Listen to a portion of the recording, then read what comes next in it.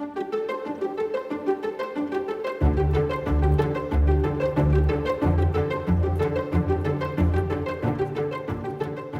modern era of ufology began in the late 40s and early 50s. Since then, people have come forward with inside information, allegedly from the government, on the UFO enigma. Some have been civilians, government employees, retired military, and active military. In the UFO community, these brave souls, willing to risk it all to tell the public what is really going on, have been called whistleblowers.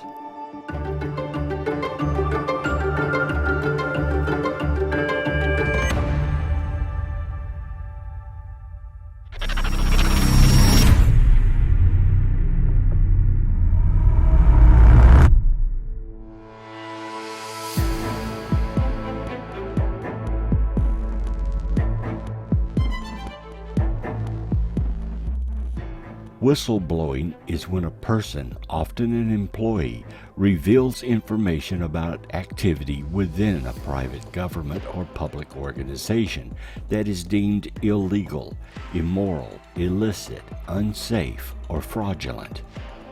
Whistleblowers can use a variety of internal or external channels to communicate information or allegations.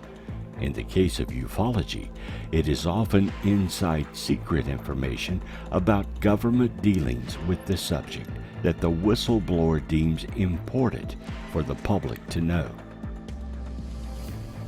This can include leaking information, coming forward with direct or indirect knowledge, or speaking up after retirement.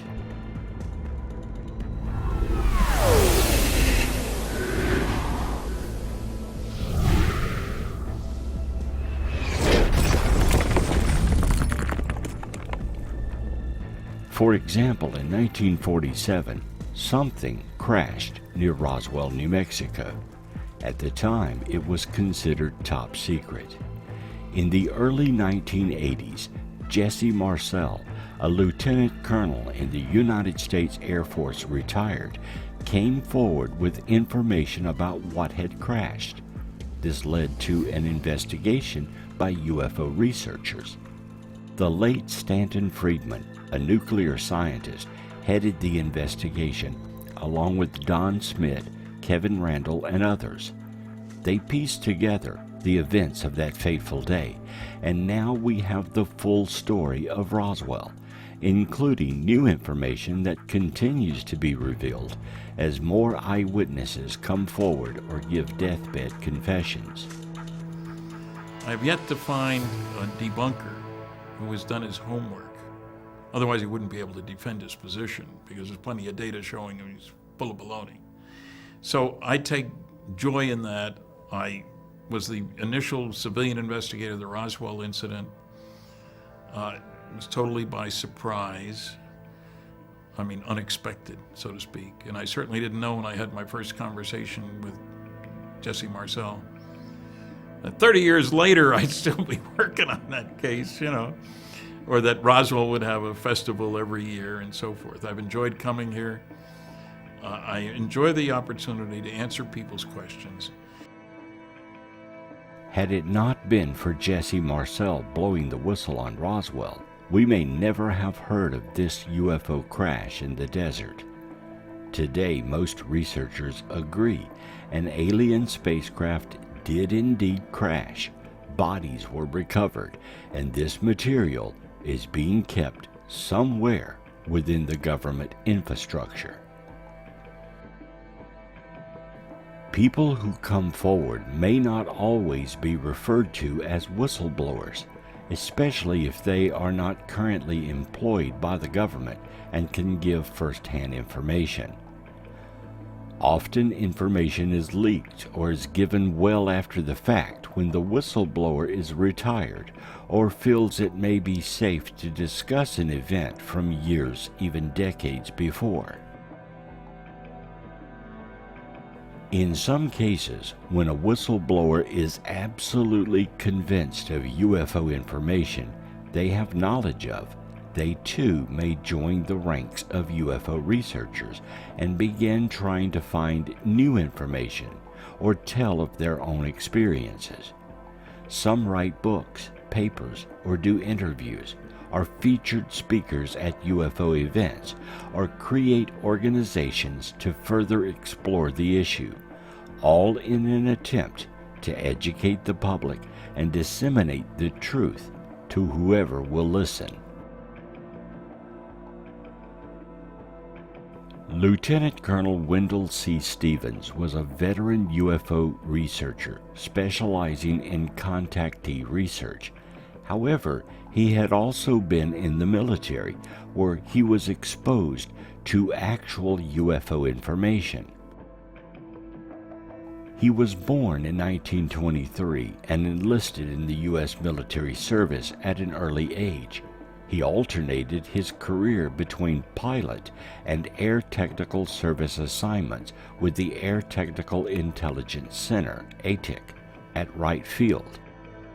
In 1947, Stevens was assigned from ATIC to Alaska, where he first encountered military personnel who had seen UFOs and became interested in the subject. After retirement, he began to tell of what he had heard from military personnel in Alaska. And one of the cases, for instance, involved a 200-foot diameter disc, estimated, sitting on the ice pack ahead of an approaching B-29, and as the B-29 got close enough to get a pretty good look at it, it jumped into the air and flew away. Now this 200-foot diameter ship left the ground, leaving nothing behind, no ground equipment, not even an oil slick on the ground.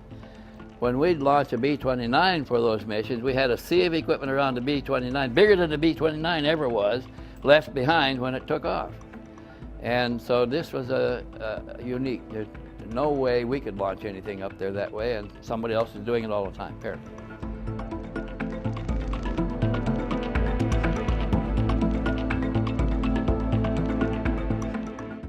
In 1988, two FBI offices received similar versions of a memo titled Operation Majestic 12, claiming to be highly classified government documents.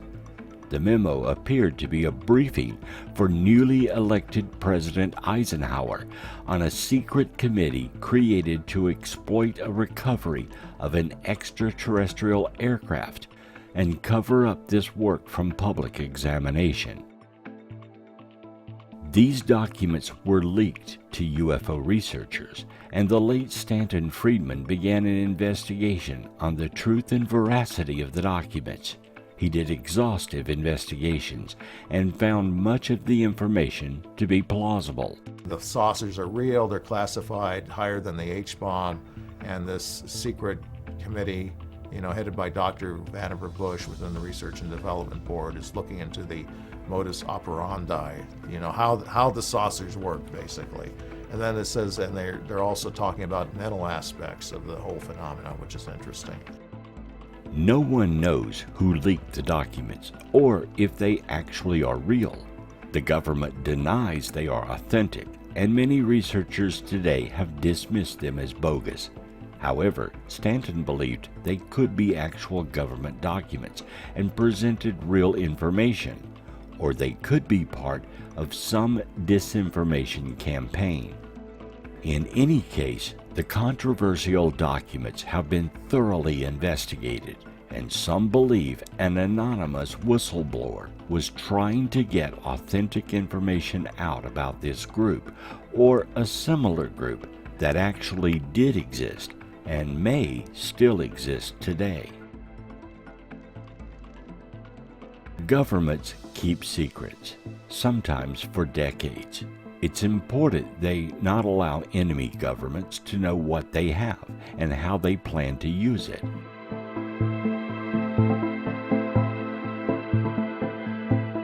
Since World War II, many secrets have been kept about advanced jets, spy planes, and other military equipment the United States developed. The U-2 spy plane was a secret until one was shot down by the Russians. The stealth bombers were top secret until they were used in Iraq.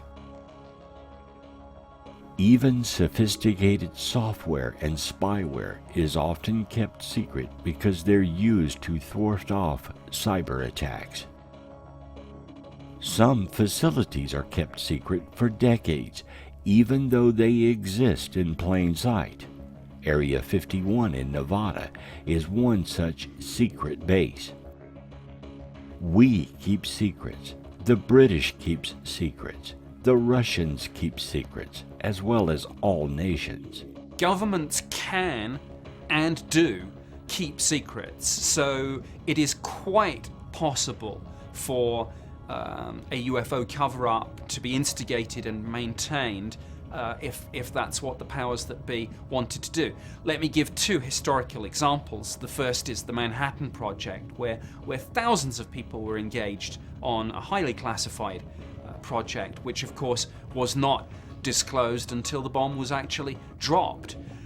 Another example, perhaps in a sense an almost better example because of the time that this secret was kept, is the breaking of the German codes during the Second World War, and particularly the Enigma machines and the work done from places like Bletchley Park in the UK. And even after the war was over, this secret was kept for decades, and I think it was only towards the end of the 1960s that actually it was revealed in a book, I think, that yes, actually we'd broken the German codes. A growing number of mostly retired, some active, military and civilian agency, government agency people, less constrained because of their position and the fact that this is the 21st century, it's not 1950 anymore, are starting to talk.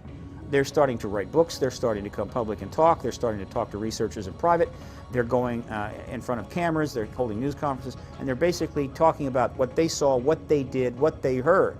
And of course, and all of what they saw, did, and heard is supporting what the researchers had pretty much established as an extraterrestrial presence. The government knows about it, the government has embargoed it.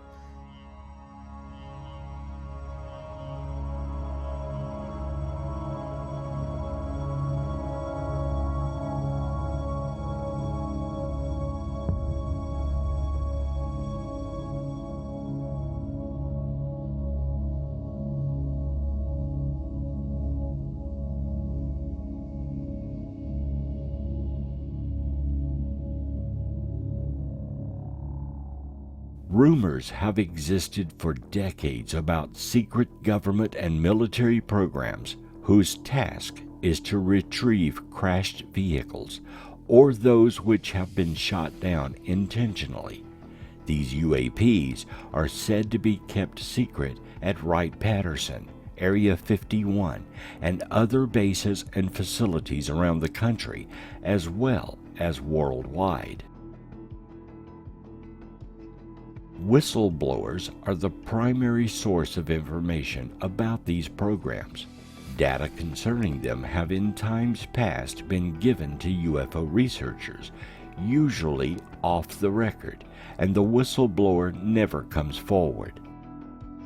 Little by little, a trickle of information is spoon-fed to investigators who cannot access these bases, and therefore they cannot prove the claims. They can only report what they were told.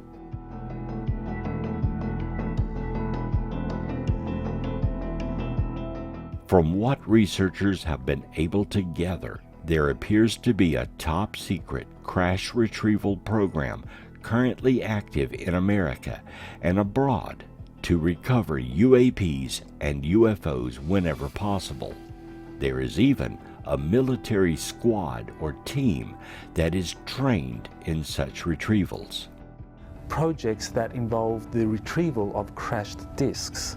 So what his job was to go out with a number of other people who were recruited from various military services, that they would come together, they would then be told to go to a particular location, and they would then have the responsibility of sanitizing and retrieving whatever information and whatever physical evidence there is about a crashed extraterrestrial vehicle in different locations in the United States or elsewhere.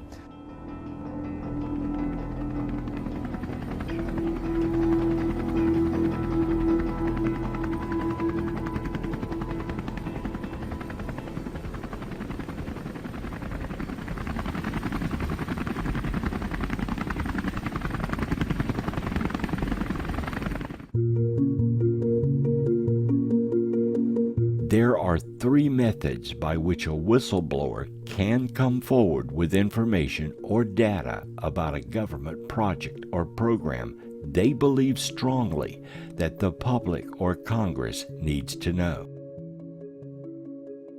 One is they can follow proper channels within the government to be granted permission to disclose what they know and how much of what they know can be talked about. This method requires approval for them to blow the whistle on other employees and their secret programs. This is the release of information in a controlled manner.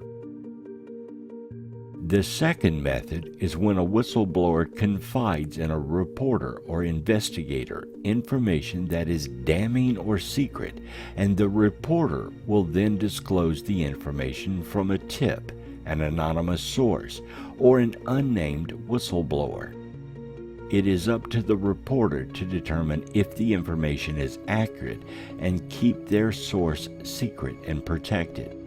In this case, it is up to the journalist to determine what information should be allowed to be printed, and the journalist takes responsibility for the dissemination of the claims. Reporters have protections when dealing with tips, sources, and whistleblowers.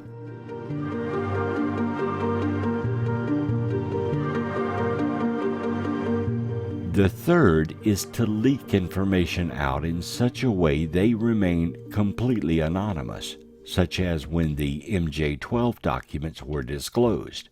In this case, the whistleblower may mail or send secret information or documents anonymously to an investigator or reporter. In this case, the information may be in question because there's no way to verify it or the credibility of the whistleblower. Depending on how secret the information is, the source could be arrested if discovered. Often retired military personnel will talk about things they witnessed or were a party to when they were in active service. These stories abound among UFO researchers, and in many cases, the individual may write books on their involvement in secret programs. The government will usually dismiss these claims and deny them. To fine, arrest, or jail the person talking about such information would be admitting it is true and worth criminal prosecution. A compelling case where a UFO was seen over at least 2, maybe 3 different nights. Witnesses were United States Air Force personnel based in the UK at the twin bases of Bentwaters and Woodbridge. Those witnesses included Lieutenant Colonel Charles Holt, the deputy base commander. There was physical trace evidence in terms of an assessment of radiation levels taken at the landing site. I mean, this wasn't lights in the sky. This was a metallic craft that actually was seen to land in a clearing in the forest. The MOD's defense intelligence staff assessed those radiation levels as being, and this is a direct quote from an MOD document, which is up on their own website, significantly higher than background. Now, these radiation levels were about 8 times the normal background levels that you would expect for that particular area. There's a radar operator who says that at the time of the incident he took a call from the control tower saying we have something unknown over the base. He testifies that there was an uncorrelated target on the radar screen for a couple of sweeps. Colonel Holt talks about light beams being fired down from the UFO at him and his men, and how later on in the night the UFO was firing light beams down at the weapons storage area on the military base. So in terms of hard evidence from credible eyewitnesses and the physical evidence in terms of things like radar and radiation levels, this case is about as good as it gets.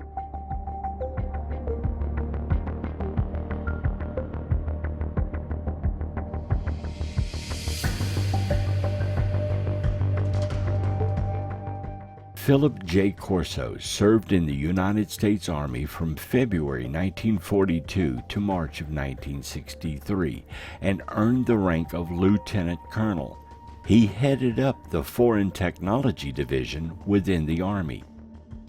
Corso published The Day After Roswell in 1997 about his alleged involvement in the research of extraterrestrial technology recovered from the 1947 Roswell incident.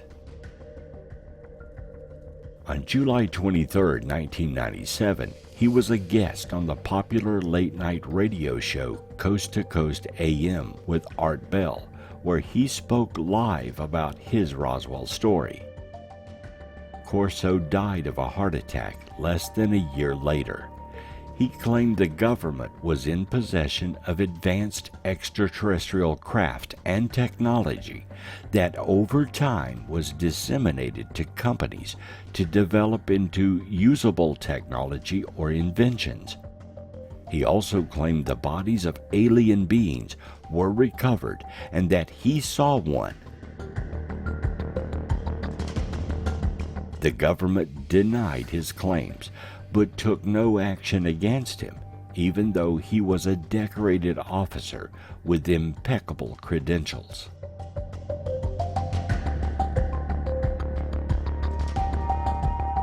Another case of possible leaked information from a whistleblower is the story by Bob Lazar. Lazar is an American businessman who claimed he was hired in the late 1980s to reverse engineer extraterrestrial technology. This work supposedly occurred at a secret site called S4, a subsidiary installation allegedly located several miles south of the United States Air Force facility, popularly known as Area 51. Lazar purports to have examined an alien craft and read U.S. government briefing documents that described alien involvement in human affairs over the past 10,000 years. His claims brought additional public attention to Area 51 and fueled conspiracy theories surrounding its classified activities. His assertions have been analyzed and rejected by skeptics and some ufologists, although he retains a following of supporters. Lazar has no evidence of alien life or technology, and elements of his claimed education and employment history have been exaggerated or fabricated. Perceptions of Lazar have also been affected by criminal activity. He was convicted in 1990 for his involvement in a prostitution ring, and again in 2006 for selling illegal chemicals. Journalist Ken Lane states, "A lot of credible people have looked at Lazar's story and rationally concluded he made it up. However, some of his detailed information about S4, the fact it does exist, and the saucer's flight capabilities is consistent with other claims. We simply do not know if Lazar is an actual whistleblower or just a good storyteller."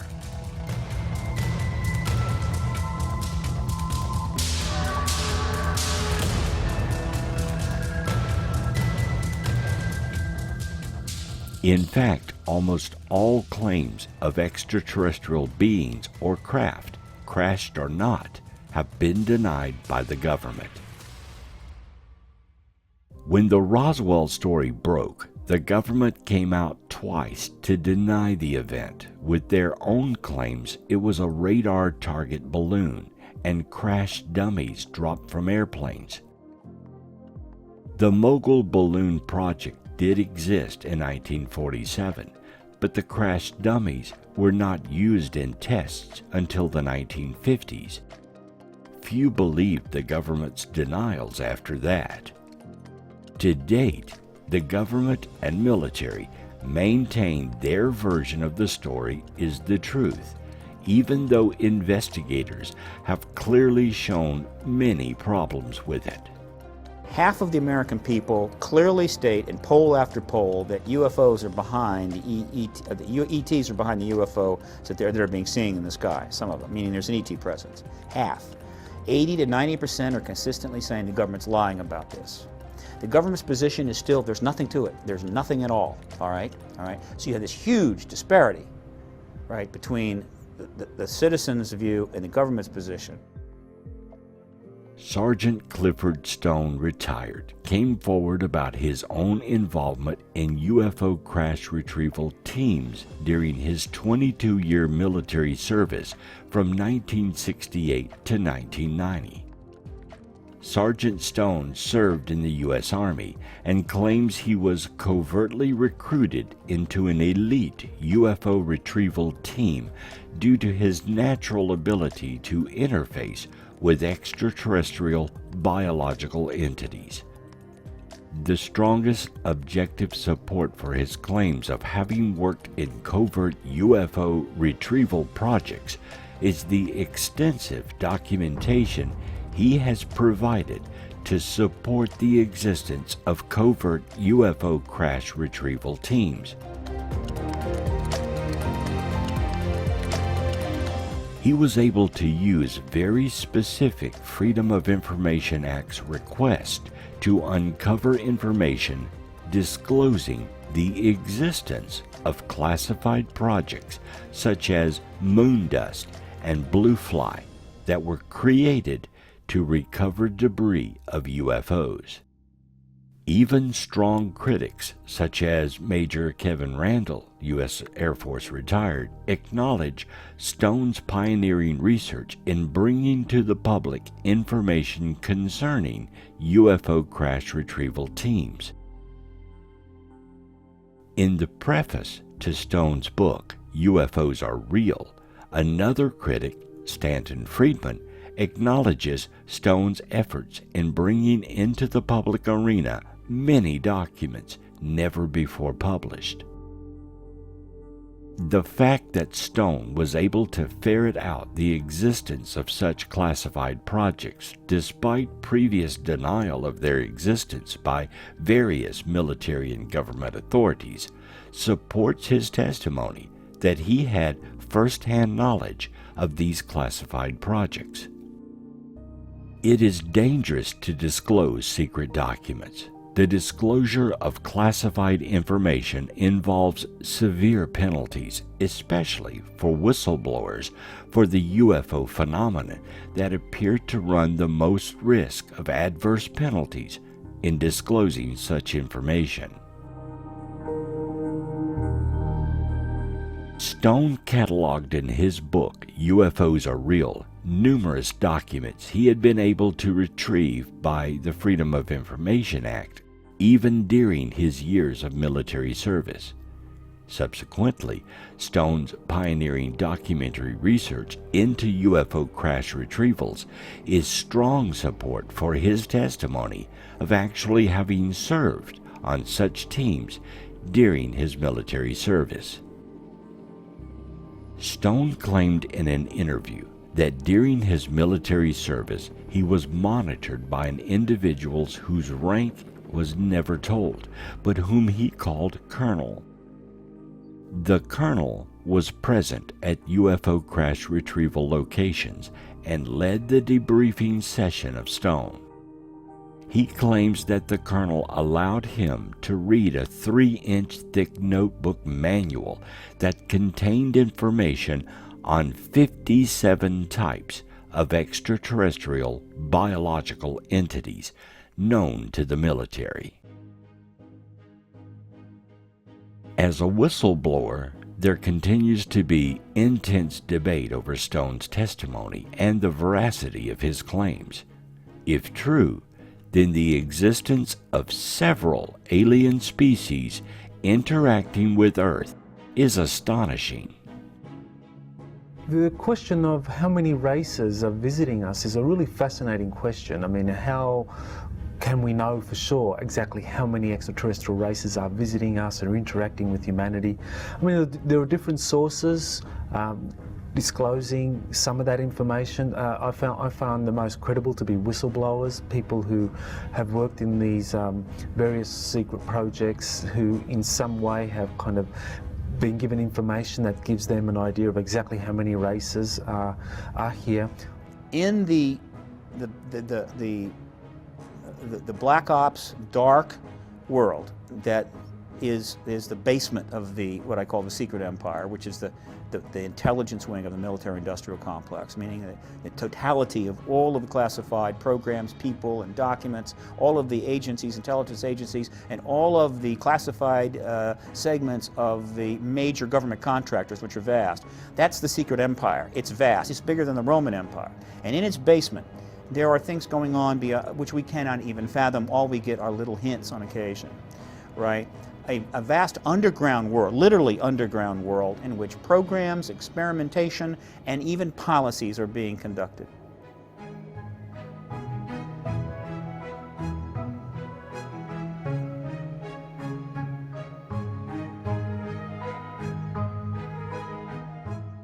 Luis Elizondo is a former U.S. Army counterintelligence special agent and former employee of the Office of the Undersecretary of Defense for Intelligence.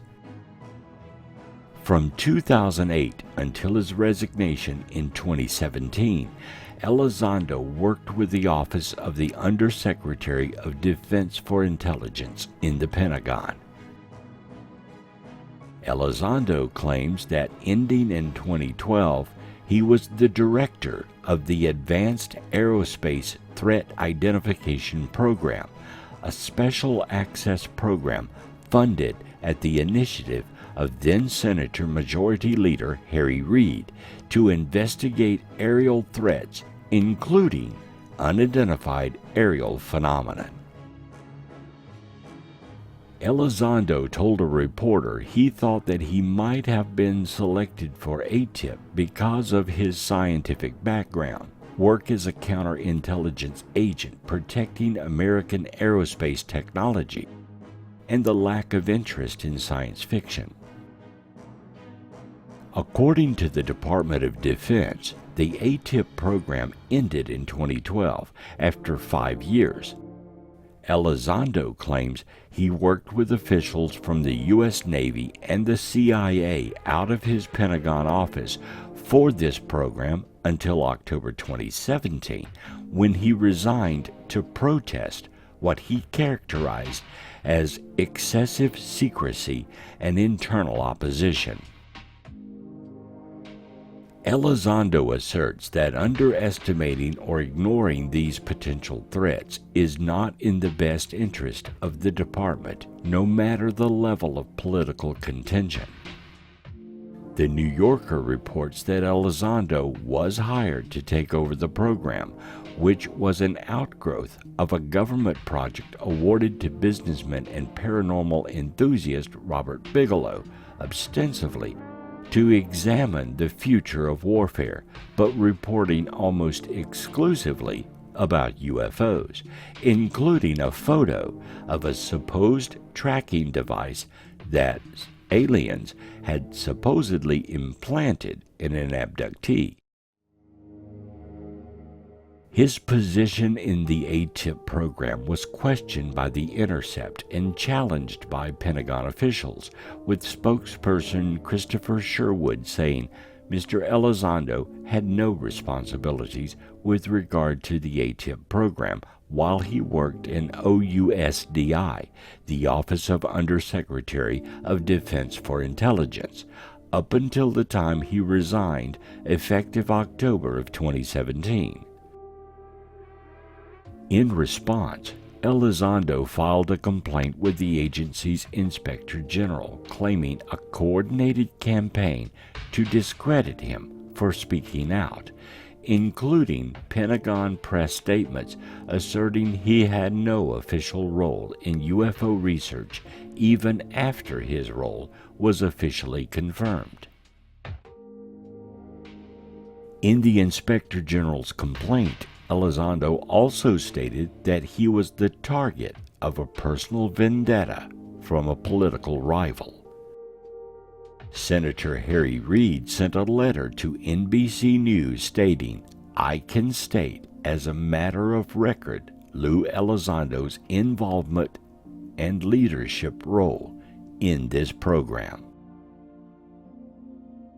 Elizondo believes UAPs might be from another dimension. They might use hydrogen found in water to warp space-time, and the U.S. government may be in possession of exotic material associated with UAPs. Whether Elizondo is a legitimate whistleblower with highly secret information is continuing to be argued. In any case, he is responsible for the current disclosure of UAP videos, radar data, and incidents being released recently, and the current congressional interest in the UAP phenomenon. It was his disclosure of ATIP and the new task force by the government that kick-started much of the new data and confirmations we have to date. Whether governments have done this willingly or whether in some cases they've been dragged kicking and screaming into that decision by a combination of the UFO community and the media and people making pretty smart, targeted FOI requests, I don't know. But we are where we are, and it's an interesting situation. We know an awful lot more now about Air Force and government involvement with this subject and some of the cases they've investigated than we knew 2 or 3 years ago, and that's a great thing.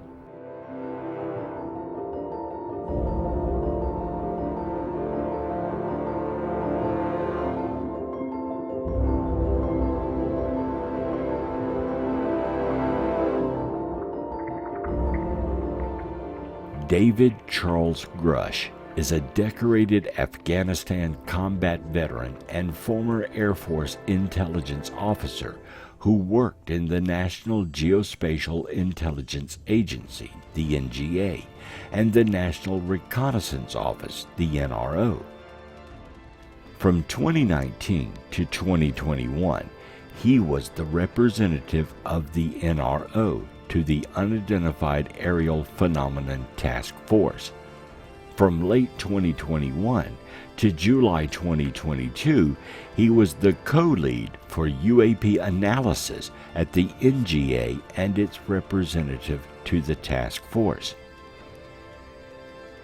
He assisted in drafting the National Defense Authorization Act of 2023, which includes provisions for reporting of UFOs, including whistleblower protections and exemptions to non-disclosure orders and agreements. Congressional interest in UFO sightings immediately prior to Grush's public claims surrounded questions about the 4 objects that the Air Force shot down in February of 2023. One was a Chinese spy balloon, while the other's identity was never disclosed. In 2023, United States Air Force officer and former intelligence official David Grush was interviewed by various media outlets and testified in a U.S. House of Representatives congressional hearing. Grush claimed that he had conversations with unnamed officials that led him to believe that the U.S. federal government maintains a secretive UFO or UAP recovery program and is in possession of non-human spacecraft along with their dead pilots, which he referred to as non-human biologics. You've stated that the government is in possession of potentially non-human spacecraft. Based on your experience and extensive conversations with experts, do you believe our government has made contact with intelligent extraterrestrials? Something I can't discuss in public setting. If you believe we have crashed craft, stated earlier, do we have the bodies of the pilots who piloted this craft? As I've stated publicly already in my News Nation interview, biologics came with some of these recoveries, yeah. Were they, I guess, human or non-human biologics? Non-human, and that was the assessment of people with direct knowledge on the program I talked to that are currently still on the program. And was this documentary evidence, this video, photos, eyewitness? Like, how would that be determined? The specific documentation I would have to talk to you in a skiff about. Who in the government, either what agency, sub-agency, what contractors, who should be called into the next hearing about UAPs, either in a public setting or even in a private setting? And you probably can't name names, but what agencies or organizations, contractors, et cetera, do we need to call in to get these questions answered, whether it's about funding, what programs are happening, and what's out there? I can give you a specific cooperative and hostile witness list of specific individuals that were in those. And how soon can we get that list? I'm happy to provide that to you after the hearing. Super, thank you.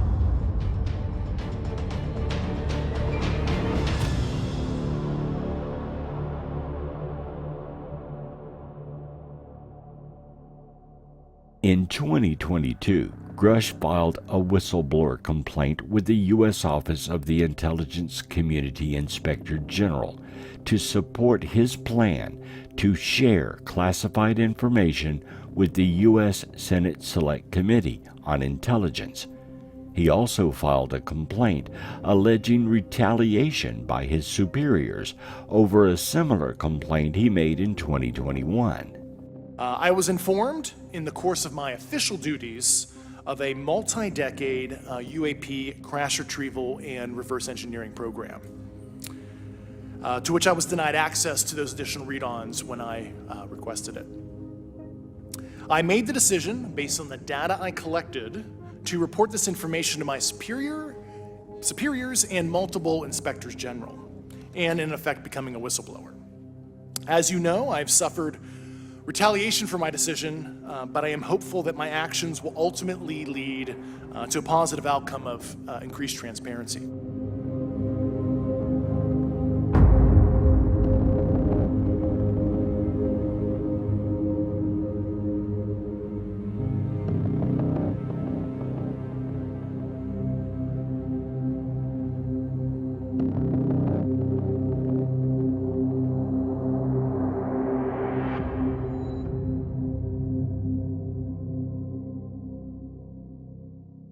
He claims to have viewed documents reporting that Mussolini's government recovered a non-human spacecraft in 1933, which the Vatican and the Five Eyes assisted the U.S. in procuring in 1944 or 1945. Grush claims secondhand knowledge that American citizens have been harmed and killed as part of the government's efforts to cover up the information. In response to his June 2023 claims, the National Aeronautics and Space Administration and the U.S. Department of Defense issued statements reaffirming that no evidence of extraterrestrial life has been discovered and that there is no verifiable information about anyone possessing and reverse engineering any extraterrestrial materials. In July 2023, testimony given to the House Committee on Oversight and Accountability, Grush repeated some of his claims under oath, alongside testimony from retired U.S. fighter pilot Ryan Graves and retired U.S. Navy Commander David Fravor on their personal experiences related to UFOs. A few questions for Mr. Favor. As an expert naval aviator, have you ever seen an object that looked and moved like the Tic Tac UAP? No. Did the Tic Tac UAP move in such a way that defied the laws of physics? The way we understand them, yes. Many dismiss UAP reports as classified weapons testing by our own government, but in your experience as a pilot, does our government typically test advanced weapon systems right next to multi-million-dollar jets without informing our pilots? No, we have test ranges for that. Again, I'd like to know, how do you know that these were not our aircraft? Some of the behaviors that we saw in a working area, we would see these objects being at 0.0 Mach, that's 0 airspeed, over certain pieces of the ground. So what that means, just like a river, if you throw a bobber in, it's going to float downstream. These objects were staying completely stationary in Category 4 hurricane winds. These same objects would then accelerate to supersonic speeds, 1.1, 1.2 Mach, and they would do so in very erratic and quick behaviors that I don't have an explanation for.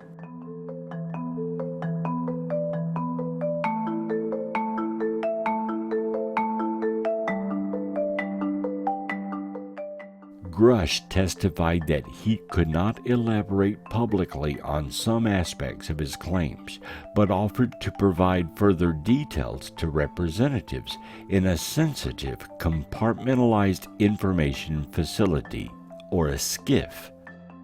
Grush claims that the U.S. federal government maintains a highly secretive UFO retrieval program and possesses multiple spacecraft of non-human origin, as well as corpses of deceased pilots. Grush also claims there is substantive evidence that white-collar crime took place to conceal UFO programs, and that he had interviewed officials who said that people had been killed to conceal the programs. Have you faced any retaliation or reprisals for any of your testimony or anything on these lines? Yeah, I have to be careful what I say in detail because there is an open whistleblower reprisal investigation on my behalf, and I don't want to compromise that investigation by providing anything that may help provide somebody information. But it was very brutal and very unfortunate, some of the tactics they used to hurt me both professionally and personally, to be quite frank. Yeah. It's very unfortunate. As they say, when you're over the target, that's when they do the most firing at you. Do you have any personal knowledge of people who have been harmed or injured in efforts to cover up or conceal these extraterrestrial technology? Yes. Personally. Have anyone been murdered that you would that you know of or have heard of, I guess? I have to be careful asking that question. I directed people with that knowledge to the appropriate authorities. Grush stated he tried to get the director of AARO to help him share his claims with Congress. I expressed some concerns to Dr. Kirkpatrick about a year ago and told him what I was starting to uncover, and he didn't follow up with me. He said that UFOs could be coming from extra dimensions, that he had spoken with intelligence officials whom the U.S. military had briefed on football field-sized craft, that the U.S. government transferred some crashed UFOs to a defense contractor, and that there was malevolent activity by UFOs. During a July 26, 2023 congressional hearing, Grush said that he was informed in the course of his official duties of a multi-decade UAP crash retrieval and reverse engineering program to which he was denied access, and that he believes that the U.S. government is in possession of UAPs based on his interviews with 40 witnesses over 4 years. Grush claimed in response to congressional questions that the U.S. has retrieved non-human biological matter from the pilots of the craft, and that this was the assessment of people with direct knowledge on the UAP program he talked to that are currently still on the program. When asked by U.S. Representative Tim Burchett during the July 26 hearing if Grush had personal knowledge of people who've been harmed or injured in efforts to cover up or conceal the government's possession of extraterrestrial technology, Grush said yes, but that he was not able to provide details except within a skiff. Many critics of his claims have pointed out that they are just hearsay, where a guy says he knows a guy who knows another guy who heard from a guy that the government has alien spaceships. Critics also said of Grush's account that it's an extraordinary claim and it requires extraordinary evidence, none of which we're getting, adding, "Show me the spaceship." Often, when whistleblowers do come forward, they do not have any evidence because the government is not about to provide any. This makes claims easily dismissed. However, when claims are this detailed and are supported by others in government departments, it makes it more plausible. According to Leslie Keene, the reporter that broke the story, she vetted Grush by interviewing Carl Neal, a retired Army colonel who was also on the UFO task force, and a Jonathan Gray, which is a synonym, who Keene described as a current U.S. intelligence official at the National Air and Space Intelligence Center.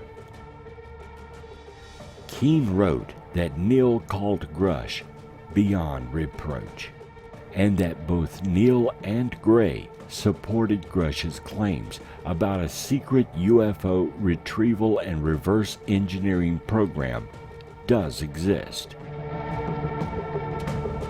Sean M. Kirkpatrick is an American laser and materials physicist and currently director of the All-Domain Anomaly Resolution Office at the United States Department of Defense. Kirkpatrick is also an adjunct assistant professor of physics at the University of Georgia. Kirkpatrick appears to be angry that the information provided by Grush had not been disclosed to his department. Following the July 26, 2023 congressional UAP hearings that included testimony from David Grush, Kirkpatrick wrote that, contrary to assertions made in the hearings, Grush has refused to speak with AARO, so that some details said to have been given to Congress had not been provided to his office, and also that the hearing was insulting to the officers of the Department of Defense and intelligence community who chose to join AARO, many with not unreasonable anxieties about the career risks that this would entail.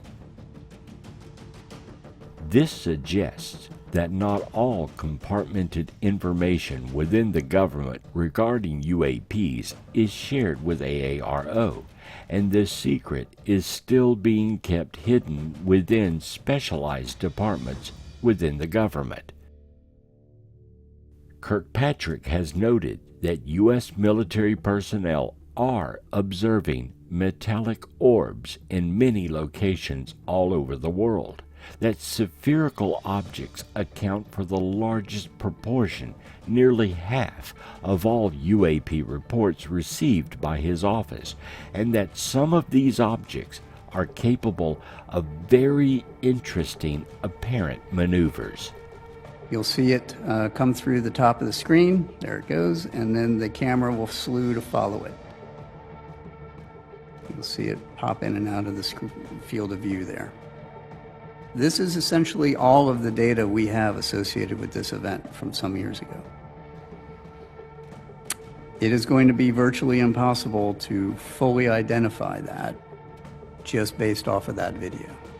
Now, what we can do and what we are doing is keeping that as part of that group of 52% to see what are the similarities, what are the trends across all of these, do we see these in a particular distribution, do they all behave the same or not. As we get more data, we will be able to go back and look at these in a fuller context.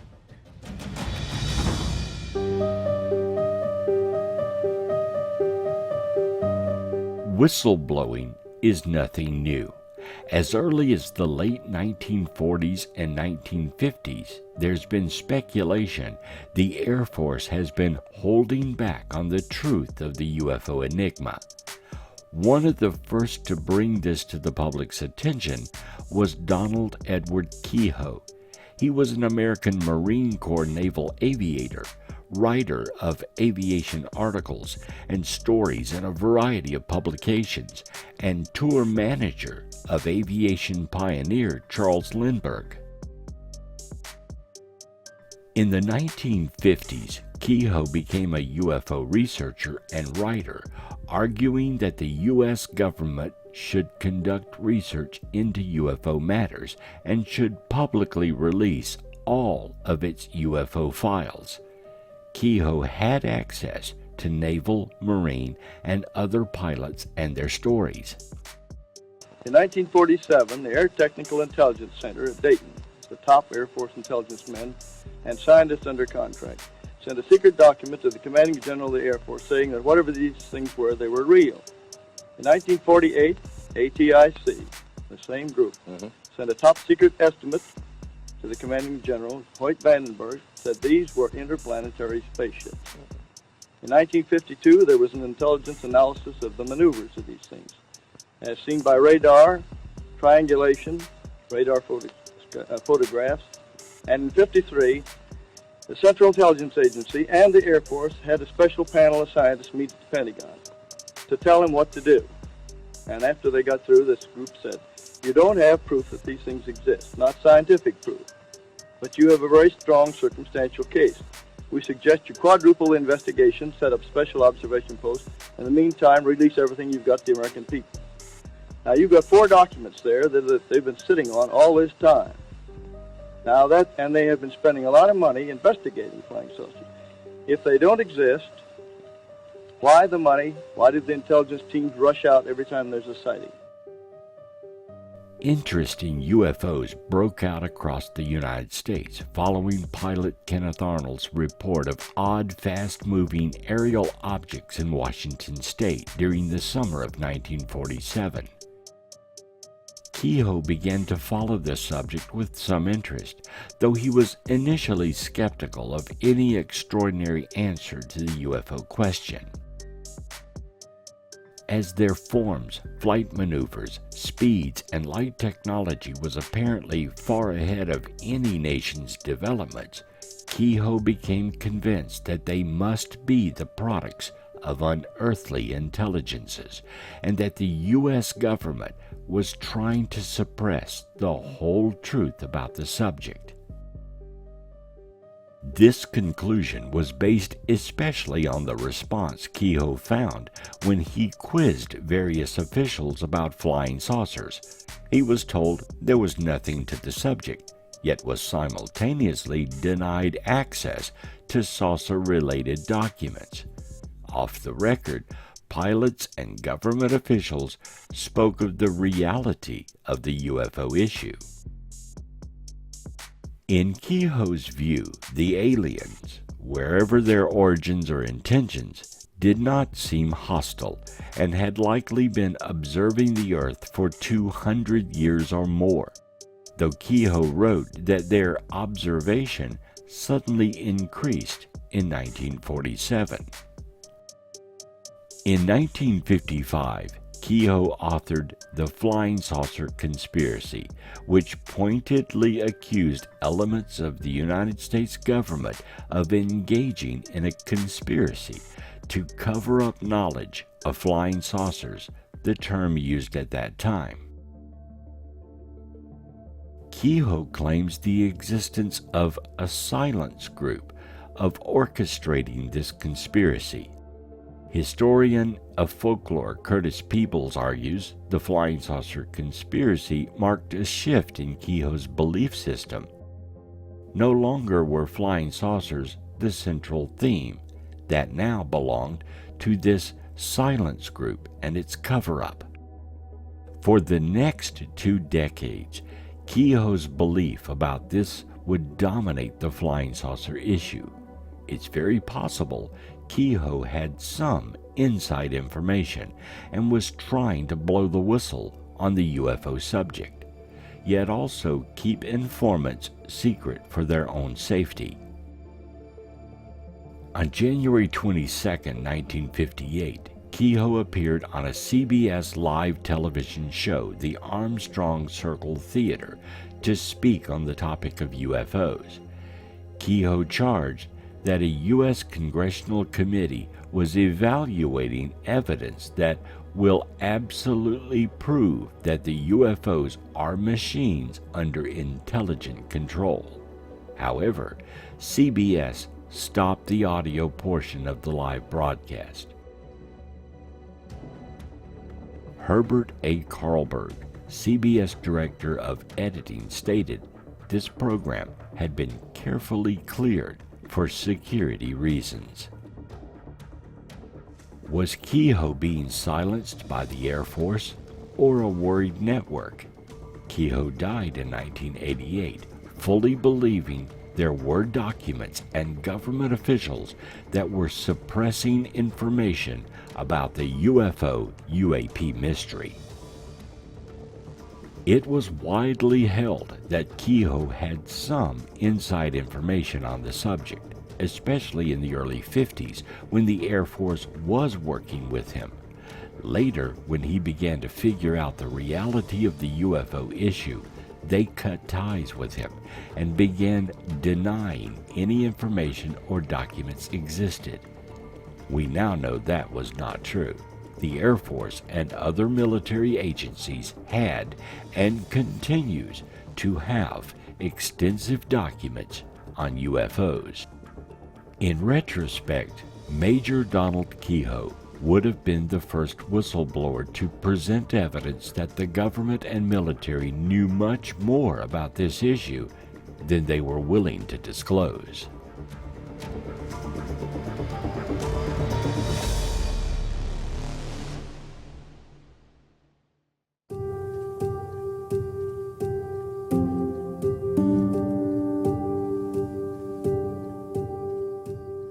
The government often relies on whistleblowers to bring forth issues such as misappropriation of funds, government workplace abuses, line item financial problems within an agency, and dealings with other countries. In fact, many of the major issues over the past 5 decades that came forth and became major news events started with a whistleblower. There are channels for such disclosure, and Congress seeks out these individuals so investigations can ensue. When a whistleblower does come forward, their testimony is taken very seriously. Investigations are initiated, and in time, usually, the issue is resolved. In some cases, it leads to criminal and civil lawsuits. Whistleblowers are a necessary and important component of a democracy. Problems cannot be fixed if you don't know they are happening, so whistleblowers are often the beginning of disclosure of an issue. The UFO-UAP phenomenon is no different. And throughout the history of the United States, we often rely on whistleblowers to bring out stories so they can be investigated. These stories may initially be denied, but with further investigation, often they lead to critical information once held secret from the public. Whistleblowers are often held as heroes who are working towards transparency. With the UFO-UAP issue, there is a fine line a whistleblower may not be able to cross. Their duty to oaths and the preservation of top-secret material that may be in the best interest of the country is considered. National security is a major issue that has to be considered. The revelation of one type of information may also include something that cannot be released. A whistleblower's own personal integrity will be scrutinized as well. Their rank and character is important to the investigation, and even mental health issues may come into play. Is the whistleblower a prankster, jokester, or mentally unstable? These character attributes may affect whether the individual is to be believed and can affect their testimony even if they are truthful.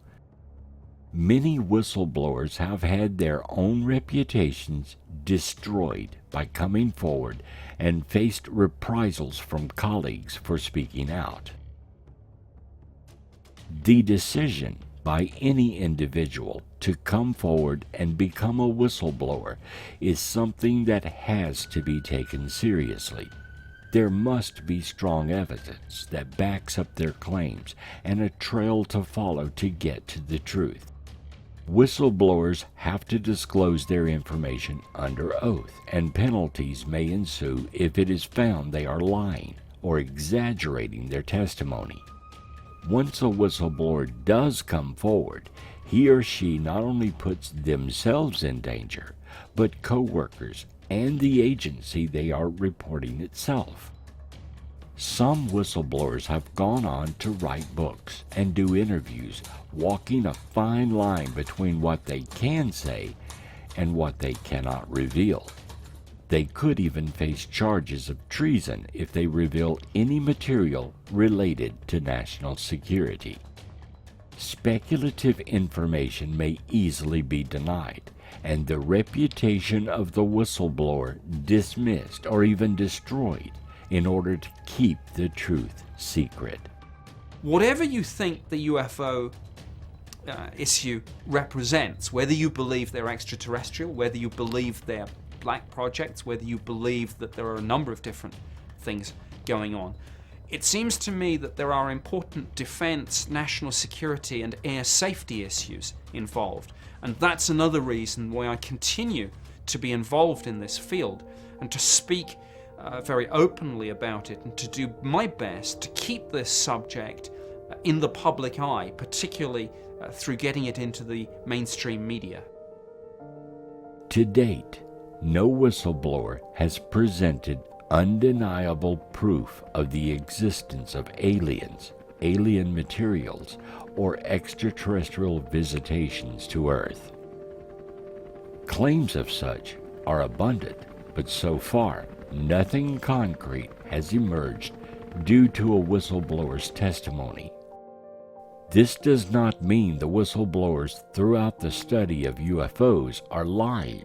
It simply means there's no physical proof of their claims. And physical proof is what science and skeptics need to lay this issue to rest. It is what the public needs as well, a definitive answer to the question of UFOs and UAPs. The government may change the name of the phenomenon, hide proof, and keep secrets for decades, but eventually the truth always prevails. Someone, somewhere, has access to the accumulated data regarding the UFO issue, and perhaps a new whistleblower in the future will bring forth this data in such a way it cannot be denied. The disclosure event is this and this only. It is the formal acknowledgement of this extraterrestrial presence by the governments of the world, probably starting with the United States government. That's it. Everything else, who they are, what they are, where they're from, how they got here, what their intentions are, what involvement have we had behind the scenes, what vehicles have crashed, what reverse engineering has been done, what treaties have been signed, and a million other things. All of that is post-disclosure. And that will be an informational battle that'll go on between the citizens' interest and the government's interest. And there will be endless and, well, there will be what will seem like indeterminable battles over the truth. But that process will be tripped by the disclosure event.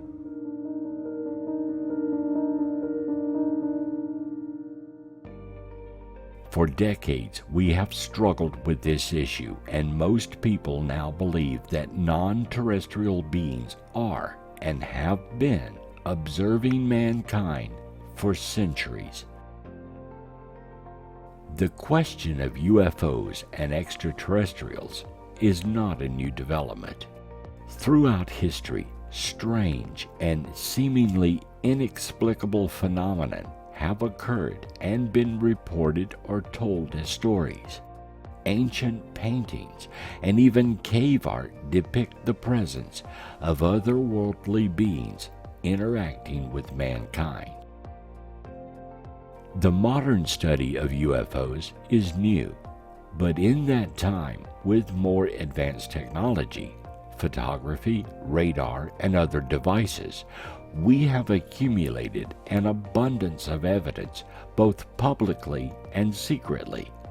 Much of that evidence remains in the hands of a select few in the government because they are the ones with the technology to record such data. In America alone, the skies are recorded each day and night.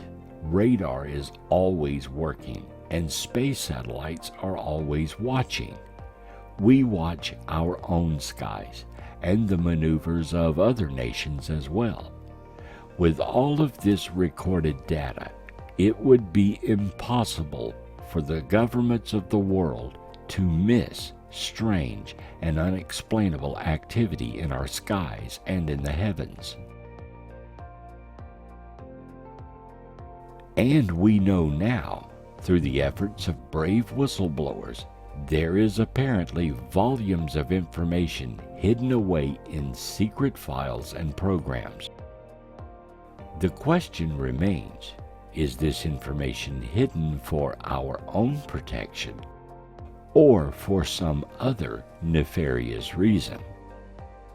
Secrets remain secrets for usually a very short time. At some point, someone tells the truth, and that which was a secret becomes common knowledge. Perhaps one day in the not-so-distant future, we will learn the truth, the whole truth. Till then, whistleblowers will continue to emerge with pieces of this cosmic puzzle, and it is up to us to assemble this knowledge and build the wondrous future that lies ahead.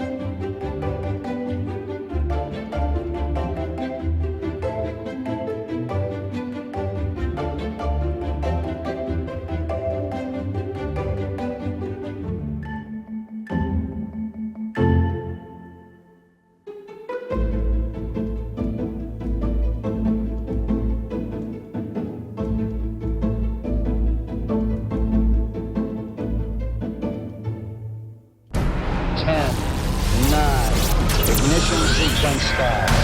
6, 5, 4, 3, 2,